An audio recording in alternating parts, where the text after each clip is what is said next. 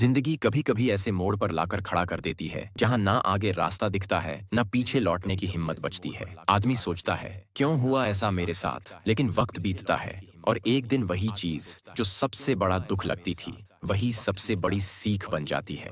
यह कहानी है एक ऐसे इंसान की जिसने सब कुछ खोकर ही सब कुछ पाया और आखिर में यही कहा, जो होता है सब अच्छे के लिए होता है। आदित्य की उम्र कोई ज्यादा नहीं थी, बस 25 साल का ही तो था। चेहरे पर थोड़ी दाढ़ी, आंखों में थकावट और दिल में ऐसा दर्द जिसे कोई देख नहीं सकता था। वो एक छोटा सा काम करता था, ईंटों की फैक्ट्री में मजदूरी। कोई बड़ा सपना नहीं था, बस 2 वक्त की रोटी और एक शांत रात। लेकिन किसे पता था कि जिंदगी उसकी परीक्षा ले रही थी, और वह भी ऐसी जो कई बार तोड़ देने वाली थी। आदित्य के माँ बाप का कोई पता नहीं था, किस हाल में बिछड़ गए यह भी याद नहीं। किसी अनाथालय ने पाला था, फिर 12 साल की उम्र में ही वह वहां से निकल गया। वजह क्या थी यह कोई नहीं जानता था, पर उसके बाद की जिंदगी सिर्फ एक चीज में बीती, संघर्ष। कभी होटलों में बर्तन धोए, कभी ठेले में सामान बेचा। लोगों ने कई बार लताड़ा, कई बार मारने तक की नौबत आई, पर उसने कभी हार नहीं मानी।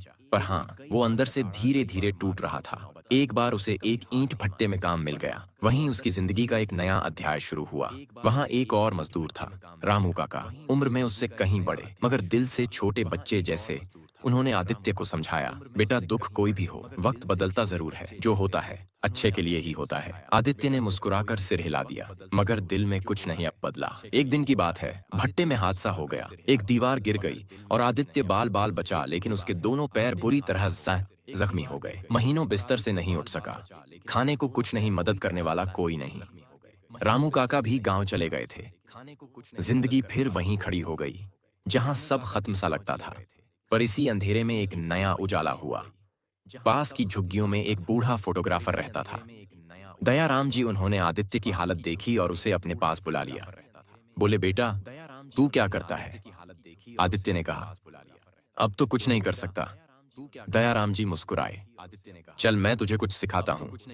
उन्होंने एक पुराना कैमरा निकाला और आदित्य को फोटोग्राफी सिखाने लगे। पहले तो आदित्य को कुछ समझ नहीं आया, लेकिन धीरे धीरे उसे रंगों से, रोशनी से, जिंदगी को एक नजरिए से देखना आने लगा। जैसे जैसे उसकी चोटें ठीक हुईं, वैसे वैसे उसकी नजरें गहराई पकड़ने लगीं। वो हर तस्वीर में एक कहानी देखने लगा, एक भावना, एक दिशा। उसने तय किया कि अब वह दुनिया को वैसा दिखाएगा जैसा वह महसूस करता है। सच, दर्द, सुंदरता।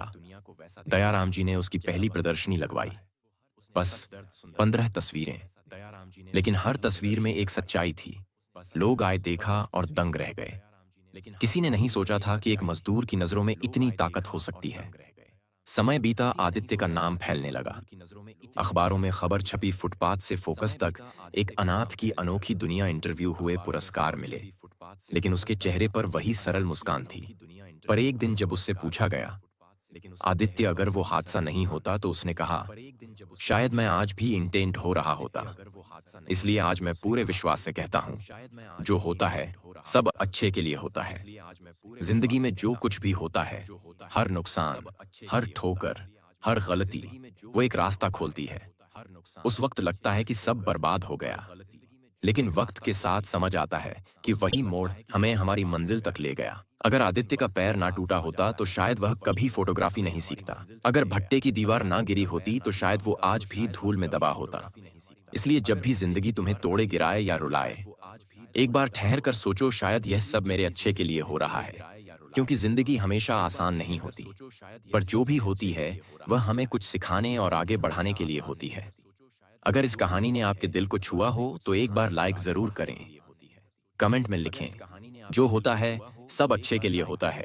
और इस प्रेरणा को फैलाने के लिए वीडियो को शेयर जरूर करें। शायद किसी की टूटी हुई उम्मीद आज फिर से जुड़